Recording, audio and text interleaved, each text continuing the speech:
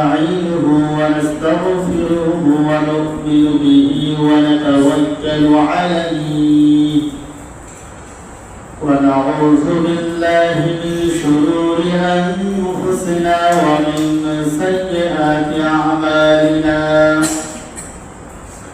من يهده الله فلا مضل له ومن يضلله فلا هادي له ونشهد أن لا إله إلا الله وحده لا شريك له ونشهد أن سيدنا ومولانا محمدا عبده ورسوله أرسله بالحق بشيرا ونذيرا بين يدي الساعة من يطع الله ورسوله فقد فاز فوزا عظيما فقد قال الله تبارك وتعالى في كلامه المجيد وفي فرقانه الحميد أعوذ بالله من الشيطان الرجيم بسم الله الرحمن الرحيم آمن الرسول بما أنزل إليه من ربه والمؤمنون كل آمن بالله وملائكته ورسله كل آمن بالله وملائكته وكتبه ورسله لا نفرق بين أحد من رسله وقالوا سمعنا وأطعنا غفرانك ربنا وإليك المصير وقال النبي صلى الله عليه وسلم طلب العلم فريضة على كل مسلم وقال النبي صلى الله عليه وسلم بني الإسلام على 5 شهادة أن لا إله إلا الله وأن محمدا عبده ورسوله وإقام الصلاة وإيتاء الزكاة والحج وصوم رمضان وقال الله تعالى في شان حبيبه إن الله وملائكته يصلون على النبي يا أيها الذين آمنوا صلوا عليه وسلموا تسليما شوي محمد بن اللهم صل على محمد وعلى آل محمد كما صليت على إبراهيم وعلى آل إبراهيم إنك حميد مجيد اللهم بارك على محمد وعلى آل محمد كما باركت على إبراهيم وعلى آل إبراهيم إنك حميد مجيد سبحان لا علم لنا إلا ما علمتنا عليه توكلت وإليه أنيب بلغ العلا بكماله كشف الدجى بجماله حسنت جميع خصاله صلوا عليه وآله আমরা মহান মালিকের শুকর আদায় করছি। আল্লাহ পাক আমাকে আপনাকে দুনিয়ার সমস্ত ঝড় ঝামেলা মুক্ত করে আল্লাহ তাআলা ডাকে আল্লাহর ঘর মসজিদে এসে কোরআন ও হাদিস থেকে কিছু কথা বলার এবং শোনার তৌফিক দান করেছেন। আমরা সেই মহান মালিকের দরবারে শুকর আদায় করছি। আলহামদুলিল্লাহ হামদান কাসীরান তাইয়িবান মুবারাকান ফী। আমরা সেই নবীর শানে সালাত ও সালাম পেশ করছি যে নবীজি উম্মতের কান্ডারি সর্বশ্রেষ্ঠ আদর্শ, যে আদর্শ দুনিয়ায় যেমন কল্যাণকারী, এই আদর্শ মানুষকে কাল কিয়ামতের ময়দানে ধারণ ও লালন করার জন্য নবীর শাফায়াত নসিব করে সেই বান্দাদের জান্নাত পর্যন্ত পৌঁছে দেবে। সেই নবীর শানে দরুদ ও সালাম পেশ করছি। সবাই বলছি সাল্লাল্লাহু আলাইহি ওয়াসাল্লাম। সম্মানিত মুআজ্জাজ মুহতারাম, ইয়াউমুল জুমআ, জুমার দিন মুসলমানদের জীবনে গুরুত্বপূর্ণ একটি দিন। কিন্তু দুঃখের বিষয় হলো সত্য, আজকে আমাদের দেশে প্রত্যেক মসজিদে প্রতিবার মসজিদ ছাড়া জুমা আমাদের গতানুগতিক একটা নামাজের দিন হিসেবে পরিচিতি লাভ করেছে। আসলে জুমা আল্লাহ তাআলা পবিত্র কোরআনে ঘোষণা করেছেন, ইয়া আইয়ুহাল্লাযীনা আমানু ইযা নুদিয়া লিস-সালাতি মিন ইয়াউমিল জুমআ ফাসআউ ইলা যিকরিল্লাহি ওয়া যারুল বাই'আ যালিকুম খায়রুন লাকুম ইন কুনতুম তা'লামুন। সুবহানাল্লাহ।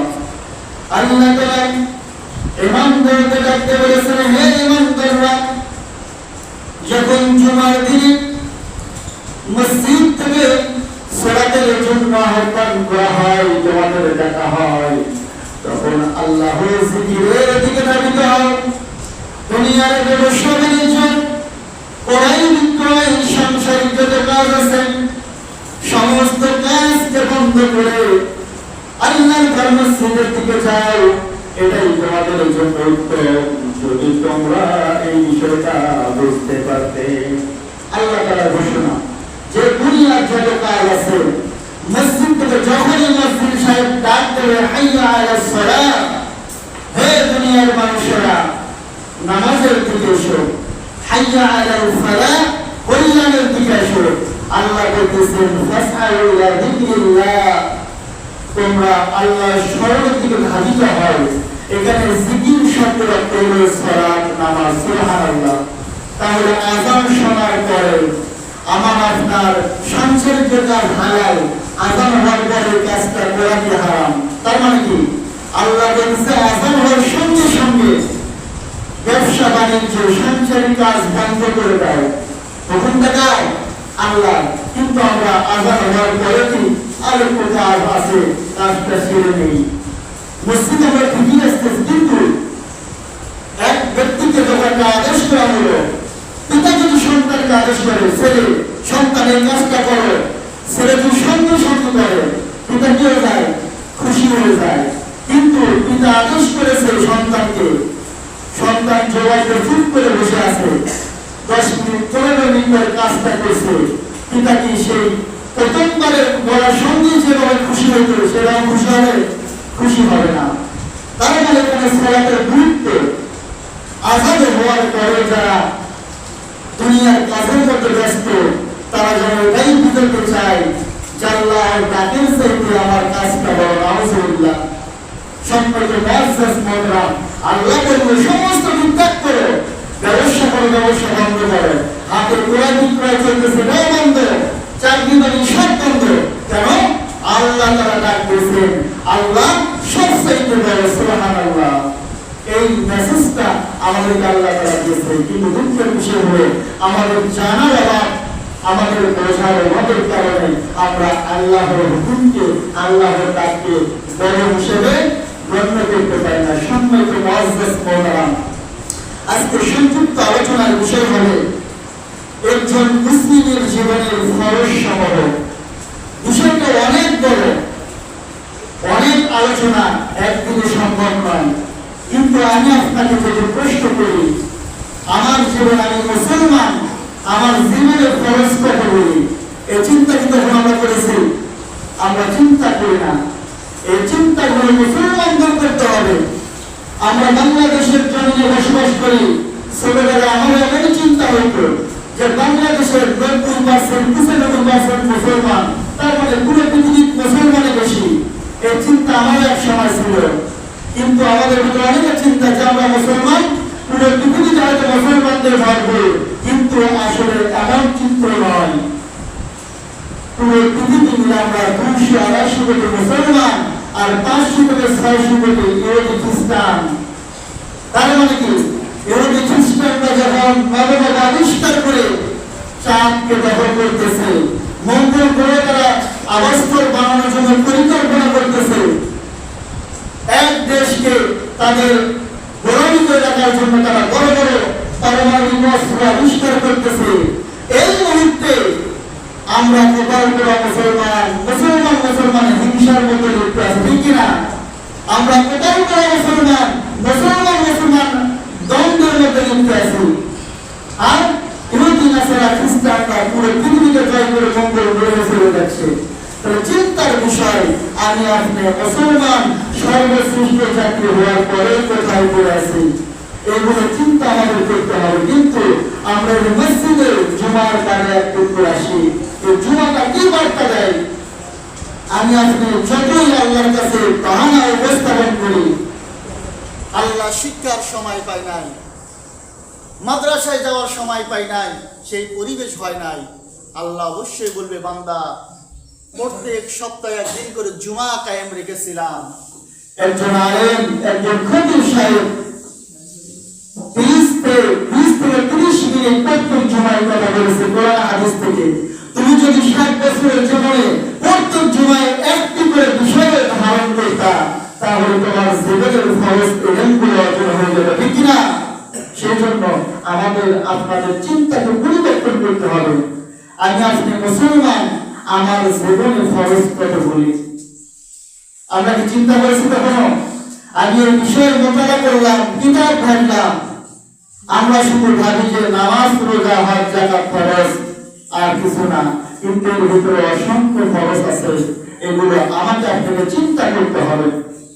সম্মানিত মুআজ্জিজ মাদারাম, আমি সূরা বাকারার 285 নম্বর আয়াত তেলাওয়াত করেছি। আল্লাহ তাআলা এই আয়াতের মধ্যে কিছু ফরজিয়াত বিষয়গুলো বান্দাদের জন্য ঘোষণা করেছে। মৌলিক ফরজে যে ফরজ বান্দাকে অবশ্যই পালন করতে হবে, বিশ্বাস রাখতে হবে, এই ফরজগুলো যদি কেউ অস্বীকার করে, বান্দার ঈমান থাকবে না। এবং কোন কাজ করলে ঈমান থাকে আর কোন কাজ করলে ঈমান চলে যায়, আমরা মুসলমান হওয়ার পরে অনেক সময় আমাদের খেয়াল থাকে না। এবং অনেক মুসলমান আছে, আমরা চিন্তা করি না আমাদের ঈমান কবেই চলে গেছে, কিন্তু আমরা এটা কখনো তালাশ করি না। সেই জন্য নবীজি সাল্লাল্লাহু আলাইহি সাল্লাম তার জীবনী ঘাটলে নবীজি নিজে প্রত্যহ 70 বার অধিক করতেন, তওবা করতেন, করে ঈমানের উপর ফিরে আসতেন। সুবহানাল্লাহ। নবীজি যদি নিজে ঈমান নবায়ন করতেন, সাহাবীরা ঈমানকে নবায়ন করতেন, কালেমার জিকির করতেন তারা। কিন্তু আমি আপনি কত কালেমা পড়েছি, কালেমার মর্মার্থ কত বুঝেছি, এটা আমি আপনি নিজেকে যদি প্রশ্ন করি, আমার উত্তরকে আমি খুঁজে পাবো না, ঠিক না? অথচ আমরা নিজেকে মুসলমান বলে দাবি করতেছি। কিয়ামতের ময়দানে যখন আমরা নবীজির সামনে দাঁড়াইব আর বলবো যে নবী আমি আপনার উম্মত, নবী আমাকে আপনাদের চিনবে না, কারণ আমার ঈমানই তো হতে থাকবে না। সেই সময় যে ঈমান ছিল না, এমন হালতে কবরে গেছি।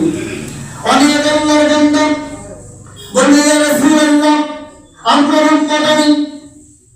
বিশ্বনবী তাকাবে, দেখবে না না, আমার উম্মত হওয়ার জন্য যে কোয়ালিটি, যে যোগ্যতা তোমার ভিতরে আমি একটা কোয়ালিটি দেখতে পাই না। সুবহান। আজকে আমাদের ময়দানে আমার কাছে তুমি দূরে চলে যাও, তোমাকে চিনি না।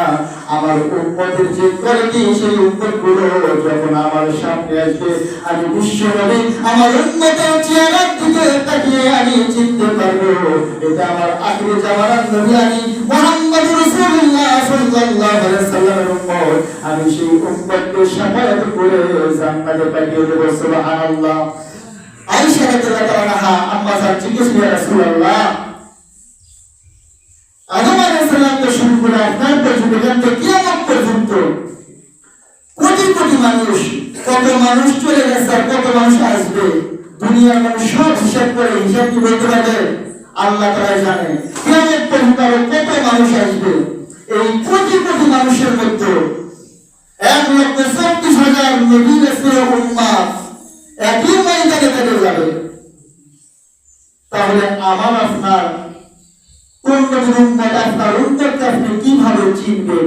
প্রশ্ন কিনা? গুরুত্বপূর্ণ প্রশ্ন না? আম্মাজান জিজ্ঞেস করলো। আয়েশা রাদিয়াল্লাহু আনহার প্রশ্নের উত্তরে নবীজি বলেন, হে আয়েশা, খুবই গুরুত্বপূর্ণ প্রশ্ন, তবে তোমাকে আমি সহজভাবে বুঝিয়ে দেই। ঘোড়া মুয়াজ্জিরিন, তুমি কি ঘোড়ার আস্তা বলতে গেছো, ঘোড়ার পাল থেকে গেছো? আয়েশা রাদিয়াল্লাহু আনহা বলেন, হ্যাঁ দেখেছি। বলে অনেক ঘোড়া, ওই ঘোড়ার মধ্যে যদি কোনো ঘোড়ার মাথায় একটা সাদা চিহ্ন থাকে, সাদা চিহ্ন থাকে, 1000 লক্ষ ঘোড়ার মধ্যে যে ঘোড়ার মাথাটা সাদা, এই ঘোড়াকে চিনতে কি কখনো কষ্ট হবে? আম্মা জান আয়েশা রাদিয়াল্লাহু আনহা বলেন, ইয়া রাসূলুল্লাহ, না, কখনোই কষ্ট হবে না। 1000 লক্ষ ঘোড়া যদি তার মধ্যে একটা ঘোড়ার মাথা যদি সাদা হয়, চিত্র থাকে, ওই ঘোড়াকে অনায়াসেই চিনা যাবে। সুবহানাল্লাহ। নবীজি বলেন, আমার উম্মতরা কাল কিয়ামতের ময়দানে দাঁড়িয়ে যাবে লক্ষ কোটি কোটি উম্মতের মধ্যে। আমার যে উম্মত ঈমান থাকবে, ঈমানকে ঠিক রেখে সালাতকে কায়েম করবে, ওই সালাত আদায় করার জন্য যখন ওযু করবে, ওযুর স্থানগুলো কাল কিয়ামতের ময়দানে সূর্যের আলোর মতো চকচক করবে। সুবহানাল্লাহ। তাহলে আমাকে আপনাকে কি বলার দরকার আছে? রাসূলের আপনার উপর বলার দরকার আছে? কোনো দরকার নাই। আপনার কিয়ামতের ময়দানে আপনার কপাল থেকে নূর চমকাবে। সুবহানাল্লাহ। আপনার হাত থেকে নূর চমকাবে, আপনার পা থেকে নূর চমকাবে। কেন? ওযুর পানিগুলো যেখানে যেখানে লেগেছে সেখান থেকে নূর চমকাবে। আর এই চিহ্ন দেখে নবীজি আইডেন্টিফাই করে যে এটা আমার উম্মত। সুবহানাল্লাহ।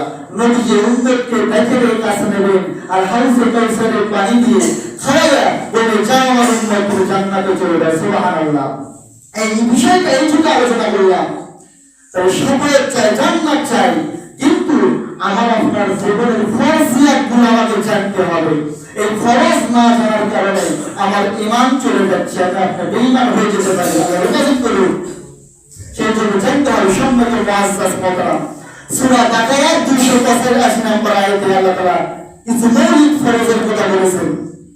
আল্লাহ তাআলা বলেন, আমানার রাসূল বিমা উনজিলা ইলাইহি মির রাব্বিহি ওয়াল মুমিনুন।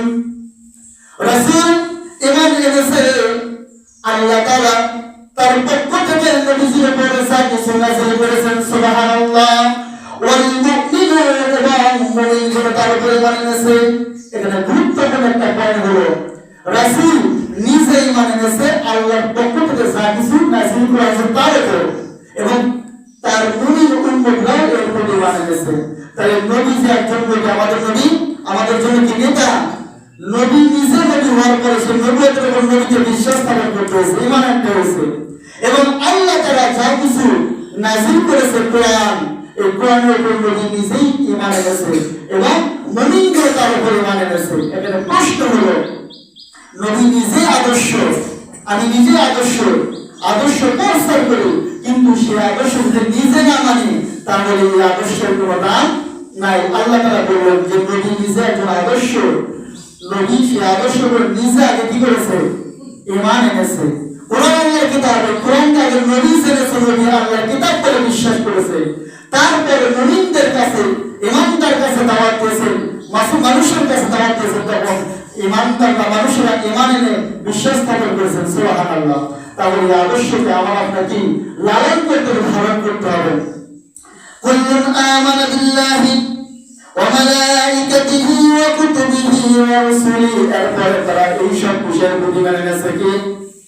আল্লাহর প্রতি মানে এনেছে। ওয়া মালাইকাতিহি, ফেরেশতা মণ্ডলী, আল্লাহ তাআলা অসংখ্য ফেরেশতা সৃষ্টি করেছেন। সাইয়েদনা জিবরাইল আলাইহিস সালামকে জিজ্ঞেস করা হলো, আপনি তো ফেরেশতাদের সর্দার। আল্লাহ তাআলা বলেন দুনিয়া এবং আখিরাতের জন্য আসমান জমিনের জন্য কত ফেরেশতা সৃষ্টি করেছেন। সাইয়েদনা জিবরাইল আলাইহিস সালাম উনি উত্তর দিতে পারলেন না, যিনি ফেরেশতাদের সর্দার। সুবহানাল্লাহ। তাই ফেরেশতাদের সংখ্যা কত আল্লাহু আ'লাম। এই ফেরেশতার সময়ের প্রতি মানতে হবে।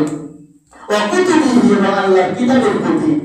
এই কিতাবটা 104 খানা, বড় হলো 4টা কিতাব আর 100 হলো সহিফা। কেউ যদি বলে আমি কোরআনকে মেনে নিয়েছি, তাওরাত মানি না, তাহলে ঈমান থাকবে না।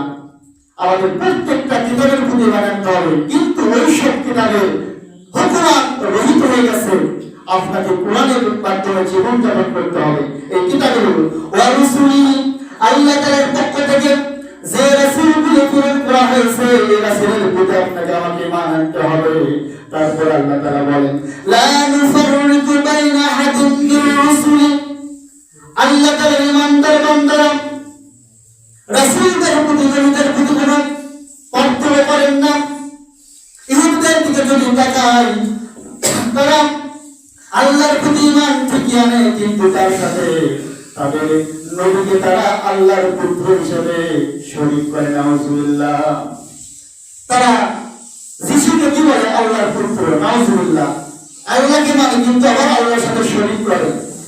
আবার এক নবীকে মানে, আরেক নবীকে মানে না। ঈমান তারা বলল লা নুফাররিকু বাইনা আহাদিন মির রাসূলি, আমরা নবী রাসূলের প্রতি কোনো পার্থক্য করি না। আল্লাহ তাআলা সাইয়েদনা আদম আলাইহিস সালামকে শুরু করে আমাদের নবী জনাবে মুহাম্মদ রাসূলুল্লাহ সাল্লাল্লাহু আলাইহি সাল্লাম পর্যন্ত যত নবী রাসূল প্রেরণ করেছেন, আমরা প্রত্যেকটা নবী রাসূলকে আল্লাহর প্রিয় বান্দা এবং বর্তমান সময়ে বিশ্বাস করে এদের কোনো পার্থক্য করি না। যখনই কেউ পার্থক্য করবে তখনই তার ঈমান চলে যাবে। এই জন্য ইহুদি নাসারা এদের ঈমান নাই। এরপর আল্লাহ তাআলা বলেন ওয়া ক্বালু সামি'না ওয়া আতা'না গুফরানাকা। এই বান্দারা বলে আল্লাহ আমরা আপনার পক্ষ থেকে এই ফরজিয়াতুল হুকুমগুলো শুনলাম এবং সঙ্গে সঙ্গে মেনে নিলাম। আল্লাহ যে ঘটনা, যে আয়াতগুলো বর্ণনা করলেন, হুকুমগুলো বর্ণনা করলেন, ইমানদাররা বলতেছে আপনি যে হুকুম আমাদের দিলেন, যে বর্ণনা দিলেন, যে আকীদার কথা বললেন, আমরা এগুলো শুনলাম এবং মেনে নিলাম। কিন্তু আমাদের এখানে ঘাটতি। তাহলে আমরা সাহাবীদের থেকে এইটুকু পার্থক্য, এত বড় পার্থক্য হলো সাহাবীরা যখনই যে কোরআন নবীর করতে শুনেছে সঙ্গে সঙ্গে মেনে নিয়েছে, কিন্তু আমরা কোরআন হাদিস থেকে শুনি, আমরা সঙ্গে সঙ্গে মেনে নিতে পারি না। তার একটা এক্সাম্পল দেব। আমরা যারা আছি বা যারা মসজিদে আসি না, যদি জিজ্ঞেস করা হয় ভাই নামাজ আল্লাহর পক্ষ থেকে ফরজ বিধান মানে কিনা, বলে অবশ্যই মানি। বলতেছে চলো নামাজ পড়তে যাই, বলতেছে আমার ওযু আছে এখন যাবো না। পার্থক্য বুঝতে পারছেন? সাহাবীরা বললো সালাত আল্লাহর হুকুম, বললাম শুনলাম এবং এখনই মেনে নিলাম। সুবহানাল্লাহ। আর আমরা সালাত আল্লাহর হুকুম শুনলাম কিন্তু সঙ্গে সঙ্গে মানি না। এটা হলো অনেক বড় পার্থক্য। কিয়ামতের ময়দানে নবী কি বলেছেন? একজন আল্লাহর বান্দা আর একজন কাফিরের মধ্যে পার্থক্য হলো সালাত। যে বান্দা সালাত আদায় করে সে আল্লাহর বান্দা, আর যে সালাতকে ছেড়ে দেয় সে হলো কাফির। এখানে আবার এই হাদিসের ব্যাখ্যা আছে। এখন আমরা যদি একজন নামাজ পড়ার সঙ্গে সঙ্গে কাফির করবো, তো ভক্ত বললেন যাবে, এমন কি না? এর ভিতরে কোয়ালিফিকেশন আছে। কাফির শব্দের অর্থ হলো অস্বীকার করা। যে অস্বীকার করে সে একবারে কাটটা কাফির হয়ে যায়। এখন যে এক্সাম্পল দিলাম, আমার একটা মুসলমান ভাই, সে কিন্তু নামাজ পড়লো না, আমরা বললাম নামাজ না পড়ে হুজুর হাদিসে বলে কাফির, কিন্তু না, সে নামাজ পড়ে না, কিন্তু সে স্বীকার করে নামাজ ফরজ। নামাজ ফরজ স্বীকার করে কিন্তু আদায় করবে না, সে ফাসিক হয়ে গেল, তাকে কাফির বলা যাবে না। অনেক সময় তো কি বলছে নামাজ পড়ে কাফির হাদিস আছে, কিন্তু এবার বলে বলে কি ফিতনা সৃষ্টি হবে। যদি সে বলে নামাজ ফরজ এটা আমি মানি না, তাহলে সে কাফির, যেই হোক যতবার আল্লাহর ওলিও সে কাফির হয়ে যাবে। আর যে বলে নামাজ ফরজ মানি আমি কিন্তু পড়ি না, তাকে কাফির বলে। অস্বীকার করে না কিন্তু হুকুম মানে না। সম্মানিত উপস্থিতি, এরপর মুমিন বান্দারা বলেন গুফরানাকা লাক, হে আল্লাহ আমাদেরকে আপনি মাফ করে দেন, ক্ষমা করে দেন। রব্বানা ওয়া ইলাইকাল মাসির, কেননা আমরা আপনার কাছেই ফিরে যাব। আমরা কার কাছে ফিরে যাব? আল্লাহর কাছে ফিরে যাব। সেই জন্য আল্লাহ তাআলা বান্দার জীবনে যে মৌলিক ফরজগুলো দান করেছে, ফরজগুলো ধার্য করেছেন, এগুলো জেনে মেনে বিশ্বাস করে আল্লাহর কাছে ফিরে যেতে হবে। আমি আলোচনা ইতিপূর্বে করেছি, আমি আপনি যদি 5 ওয়াক্ত সালাত আদায় করি, ন্যায়ের পথে জীবন যাপন করি, সত্য কথা বলি, তারপরে আমার আপনার মৃত্যু হয়ে যাবে। আর যদি 5 ওয়াক্ত সালাত ছেড়ে দেই, অন্যায় করি, মানুষের ক্ষতি করি, যত পাপ আছে সব পাপ কাজ করি, এই বান্দার মৃত্যু হবে, ঠিক কিনা? মৃত্যু দুই শ্রেণীর মানুষেরই হবে, কিন্তু আপনার আমার মৃত্যুটা কেমন দরকার? ইমানের হালতে যাইতে চাই না বেঈমান হবে, এটাই হলো প্রশ্নের বিষয়। এই চিন্তাটা একজন মুসলমান করবে। সম্মানিত মুআজ্জাজ মোহতারাম, আমরা নবীজির হাদিসের মাধ্যমে যেটা জানতে পারি, আমরা ইমানে মুফাসসাল একটা আছে, আমানতু বিল্লাহি ওয়া মালাইকাতিহি ওয়া কুতুবিহি ওয়া রুসুলিহি ওয়াল ইয়াউমিল আখিরি ওয়াল কদরি খাইরিহি ওয়া শাররিহি মিনাল্লাহি তাআলা ওয়াল বাসি বা'দাল মাউত। সুবহানাল্লাহ। ইমানে মুফাসসাল যে মুফাসসালের মধ্যে 6টা বিষয়ের কথা বলা হয়েছে। এখানে মৌলিক ফরজ একটা মুসলমানের জীবনে 11টি, এই 11টি বিষয়টা মেনে নিতে হবে, বিশ্বাস করতে হবে এবং 11টি বিষয় আপনাকে মেনে আমল করতে হবে। যদি আর একটাও কেউ অস্বীকার করে, সেই ব্যক্তি কাফের হয়ে যাবে, ঈমান থেকে খারিজ হয়ে যাবে। এই ঈমানে মুফাসসালের মধ্যে 6টি বিষয় বলা হয়েছে। 1 নম্বর হলো ঈমান সংক্রান্ত যে ফরজ, সেটা আল্লাহর প্রতি ঈমান আনায়ন। আল্লাহ এক, আল্লাহ আমার আপনার সৃষ্টিকর্তা, রিজিক দাতা, হায়াতের মালিক, মৌতের মালিক, এই বিশ্বাস রাখতে হবে আল্লাহ একজন আছেন। এটা যে বিশ্বাস রাখবে সে ঈমানের মধ্যে চলে আসবে। সুবহানাল্লাহ। কেউ যদি আল্লাহকে এক না মানে, তাহলে সে ঈমানদার নয়, কাফের। যেটা উদাহরণ দিলাম, ইহুদি খ্রিস্টানরা আল্লাহকে মানে, কিন্তু আল্লাহর সাথে আরো আল্লাহ আছে, নাউজুবিল্লাহ, এই জন্য তাদের ঈমান নাই। 2 নম্বরে ফেরেশতাদের প্রতি আয়াতের মধ্যে বলেছে, আল্লাহ যেগুলো ফেরেশতা তৈরি করেছে, আমি আপনি এখানে অবস্থান করতেছি আমার আপনাকে পাহারা দেওয়ার জন্য, আমার আপনার তালিকা করার জন্য আল্লাহ তাআলা আসমান থেকে জুমার মসজিদে ফেরেশতা নাযিল করেছে, ঠিক কি না? আপনাকে বিশ্বাস করতে হবে, কিন্তু আমরা দেখতে পাচ্ছি না। কেউ যদি বলে ফেরেশতা নেই, তাহলে তার ঈমান থাকবে, ঈমান চলে যাবে। 3 নম্বর, আসমানি কিতাব সমূহ আমার আপনার জীবন পরিচালনার জন্য আল্লাহ যেগুলো গাইডলাইন বুক দিয়েছে, বই, মহাগ্রন্থ, তাওরাত, জাবর, ইনজিল, কোরআন এবং 100 সহিফা, এই কিতাবের প্রতি বিশ্বাস স্থাপন করতে হবে। এখন দুঃখের বিষয় হলো অনেক মুসলমান দেখবেন কোরআন নিয়ে নবীজিকে নিয়ে কটূক্তি করে। তাই ঈমানটা আছে কিনা না, এই যে ইদানিং কিছুদিন আগে হয়েছে, নবীজিকে নিয়ে অনেক বাজে কথা মন্তব্য করেছে, সংসদে বিষয়টা আলোচনা হয়েছে। আসলে দুঃখের বিষয় হলো এরা কিন্তু ইহুদি খ্রিস্টান না, এরা মুসলমানের সন্তান। আয়েশা রাদিয়াল্লাহু তাআলা আমাকে জিজ্ঞেস করলেন, আম্মা জান, নবীজির চরিত্র কেমন? আয়েশা রাদিয়াল্লাহু তাআলা বললেন, তোমরা কি কোরআন পড়ো না? সাহাবী বললেন, ইয়া আম্মা জান, অবশ্যই কোরআন পড়ি। আম্মা জান বললেন, 30 পারা কোরআন যা নবীজির চরিত্রটা। সুবহানাল্লাহ। তাহলে নবীকে যে কটূক্তি করলো, শুধু নবীকে না, আল্লাহর কোরআনকে যে কটূক্তি করলো, আর আল্লাহর কোরআনকে যে কটূক্তি করে ঈমান নেই, বেঈমান। আমাদের পীরজাদা হানজালা হুজুর উনি সংসদে খবর করেছে যে নবীকে যে কটূক্তি করবে ফাঁসির আদেশ আইন করতে হবে।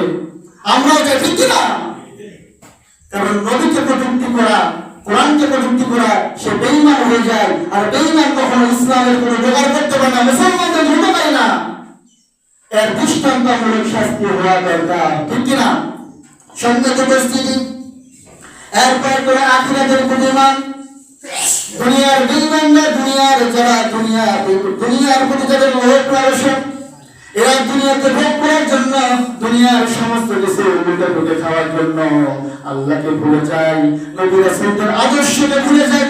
সেই জন্য নবীকে কটূক্তি করে, অন্যায়ভাবে মানুষের সম্পদ গ্রাস করে, রাষ্ট্রের সম্পদ গুলো অন্যায়ভাবে প্রয়োগ করে নিজে গ্রাস করে। এদের দুনিয়া ছাড়া অন্য কোনো লক্ষ্য নাই। নবীজি বলেছেন, মুমিনের একটা কোয়ালিটি হলো তারা আখিরাতের প্রতি বিশ্বাস স্থাপন করবে। সুবহানাল্লাহ। আমি আপনি যখন চিন্তা করবো দুনিয়াতে একটা বাড়ি বানিয়েছি, যে বাড়ি আমার সব, তাহলে আপনার যত পরিশ্রম, যত কিছু এই বাড়িকে কেন্দ্র করে হবে আপনার। আর যদি মনে করেন এই বাড়ি আমি নির্মাণ করেছি অস্থায়ী, আমার বাড়িতে আমার বাবা ছেলে চলে গেছে, আমি আছি, 2 দিন পরে আমি থাকবো না, আমার সন্তান বাড়ির মালিক হবে, আমি কবরে যাবো, আখিরাতে আমার জিন্দেগি আমার আছে। অতএব এই বান্দা অন্যায় দুর্নীতি করতে পারবে না। যদি আখিরাতের প্রতি কারো চিন্তা না থাকে, আখিরাতকে যদি ভুলে যাওয়া স্বীকার করে, তাহলে এই বান্দার ঈমান থাকবে না। 6 নম্বরে তাকদীরের প্রতি বিশ্বাস। আমার আপনার জীবনে ভালো মন্দ যাই ঘটুক, এগুলোর প্রতি আপনাকে বিশ্বাস রাখতে হবে। আল্লাহ তাআলা আমাকে আমার তাকদীরে বলে ধার্য করেছে, সেই জন্যই ঘটেছে। অতএব অনেকে বিপদ আসলে পরেশান হয়ে যায়, আল্লাহকে গালমন্দ করে, আমি এত সওয়াব আদায় করি, আল্লাহর পথে চলে হক পেতে পারি, আমার এত দুঃখ কষ্ট কেন? ওই বান্দা তখন ভুলে যায় তোমার তাকদীরের ফয়সালা আল্লাহ তাআলা করে দিয়েছে। তুমি মুসলমান হয়েছো, ইসলামকে মেনে নিয়েছো, কোরআনকে সংবিধান হিসেবে গ্রহণ করেছো, তার মানে নয় তোমার জীবনে সুখ যেমন আসবে, বাতিলের পক্ষ থেকে তোমার জীবনে আঘাত আসবে, ঠিক কিনা? আমরা যখন মানুষের প্রশংসা করেন অনেক খুশি হই, কিন্তু চিন্তা করতে হবে আমার রাসূলের চাইতে বড় আমি না কোনো আলেম, রাসূলের চাইতে বড় না। রাসূলের অনুসারী আমরা, যে রাসূলের আদর্শ প্রতিষ্ঠা করতে গিয়ে রাসূলকে মার খাইতে হয়েছে, রাসূলকে পাগল বলেছে, রাসূলকে নির্যাতন করেছে, দেশ থেকে বের করে দিয়েছে। আজকে আমি রাসূলের আদর্শ গ্রহণ করেছি, অতএব আমাকে রাসূলের চাইতে বেশি নির্যাতন হতে হবে, ঠিক কিনা? কারণ রাসূলের যে কোয়ালিফিকেশন ছিল, কোয়ালিটি ছিল, আমার ভিতরে সেটা নাই। নবীজির এত ধৈর্য, তারপরে নবীজি ধৈর্য ত্রুটি হয় নাই, আল্লাহর কাছে দোয়া করেছে, আল্লাহ আপনার সাহায্য দেন। আজকে আমি আপনি যখন প্রশংসা পাই, হুজুরদেরকে ভালোবাসি, আলহামদুলিল্লাহ খুশি হই, কিন্তু না বিপরীত গাল পাবে, মানুষ গালি দেবে, আপনাকে কটূক্তি করবে, আপনার টুপি নিয়ে কটূক্তি করবে, জুব্বা নিয়ে কটূক্তি করবে, আপনার প্রতিবেশী, আমার প্রতিবেশী, তখন আমার মন খারাপ হলে চলবে না। কারণ আমরা কিতাবে পড়েছি নবীজিকে যখন কটূক্তি করা হয়েছে, গালি দেওয়া হয়েছে, আমি যদি নবীজির আদর্শ গ্রহণ করেছি, নবীজিকে মহব্বত করা যেমন সুন্নাত, নবীজির আদর্শ গ্রহণ করার পরে মানুষ যখন গালি দিবে, এটা একটা সুন্নাত। আপনার তাকদীরে হয়তো জেল জুলুম লেখা আছে, জেলে আপনাকে যেতে হবে, তখন পেরেশানি হবে না যে আমি নবীজির আদর্শ গ্রহণ করেছি, আমার নবীও জেল খেটেছে, নবী সাহাবাদেরকে ফাঁসি দিয়ে মেরেছে, আগুনের মধ্যে পুড়ে মেরেছে। অতএব আমাকে আপনাকে ওই পরিস্থিতির সম্মুখীন হতে হয়, সেই জন্য তাকদীরের ভালো মন্দের প্রতি আমাকে আপনাকে বিশ্বাস রাখতে হবে। এটা হলো মৌলিক 6টা ফরজ। এরপর ইসলামের যে 5টা স্তম্ভ, এর ভিতরে এই 5টা স্তম্ভকে আপনাকে ফরজে মিলিয়ে নিয়ে কাজ করতে হবে। কালিমা যেটা ঈমানের উপর দম করে দেয়, এটা 2 নাম্বার 5 ওয়াক্ত সালাত, এটা ফরজ। কেউ যদি সালাত ছেড়ে দেয়, ফরজকে কি করবে? তরক করে দেবে, বড় গুনাহগার হয়ে গেল। কেউ যদি মনে করে সালাত ফরজ না, সে কাফের হয়ে যাবে। আমাদের ভিতরে অনেক মুসলমান ভাই আছে, যেটা বললাম সালাত পড়ে না, আমরা তাদেরকে উদাত্ত আহ্বান জানাবো, দেখেন সালাত বড় ফরজ, এই ফরজ মানলে বাদ দিয়ে আপনার ঈমানের কাছে প্রশ্ন এসে যায়, যেটা আপনি ফরজ ছাড়তে ছাড়তে এমন হয়ে যায়, আল্লাহ আপনার অন্তরে মোহর মেরে যায়, তাহলে আপনার জবানকে যদি বা বিশ্বাসী যদি আছে এটা ফরজ ফরজ কিছু না, তাহলে আপনার ঈমান থাকবে না। সেই জন্য সালাত ফরজ, এর প্রতি বিশ্বাস রাখতে হবে। রমজানের রোজা ফরজ, 1 মাস রোজা পালন করা। কেউ যদি রোজা পালন না করে, সে ফরজ হুকুম তরক করলো। কেউ যদি বলে রোজার ফরজ করে কিছু নাই, সে বেঈমান হয়ে যাবে। 4 নম্বরে যাকাত আদায় করা। এই ফরজটা সকল মুসলমানের উপর বর্তায়, কিন্তু আদায় তারাই করবে যাদের নিসাব পরিমাণ সম্পদ হবে। সেই জন্য এই ফরজ সবাইকে বিশ্বাস করতে হবে। কেউ যদি বলে যাকাত ফরজ নয়, তাহলে ঈমান চলে যাবে। যাকাত ফরজ, যাকাত দেয় না, ফরজের হুকুম তরক করলো, কিন্তু যার সামর্থ্য আছে তাকে ফরজটা মানতে হবে। 5 নম্বরে হজ করা, এটা হলো সম্পদের সাথে সংশ্লিষ্ট। সবাই বিশ্বাস করতে হবে, মুসলমান হলে ঈমান থাকলে যে হজ আল্লাহর পক্ষ থেকে একটা বিধান, ফরজ মানতে হবে, ঈমান রাখতে হবে, সামর্থ্য হলে হজ করতে হবে। এই মৌলিক ফরজ। এরপরে আরো অনেক ফরজ আছে। আমি ওই ফরজগুলো লিখতে লিখতে 50টা ফরজ হয়ে গেছে। কয়টি ফরজ? 50টা। তার সামনে আলোচনা হবে, সময় শেষের দিকে আর বেশি সময় নেই, বর্তমানে উপস্থিতি। ইবাদতের পবিত্রতা সংক্রান্ত ফরজ হলো 10টা। এগুলো আমাদের জানতে হবে। আজকে শুধু আমি এগুলো বলে যাচ্ছি, সামনে আলোচনা হবে। এরপর আছে নৈতিক ও সামাজিক ফরজ। এই ফরজ হলো আপনার 10টি ফরজ, যেটা আমরা জানি না, অথচ এই ফরজগুলো আমাদের তরক হয়ে যাচ্ছে। ফরজ যেটা আমরা তরক করি, তার কঠিন গুনাহগার হবে। এক পর্যায়ে যদি ঈমানের আমাদের ফরজের প্রতি বিশ্বাস হারিয়ে যায়, তাহলে ঈমান চলে যাবে। এরপর আছে হারাম সংক্রান্ত ফরজ।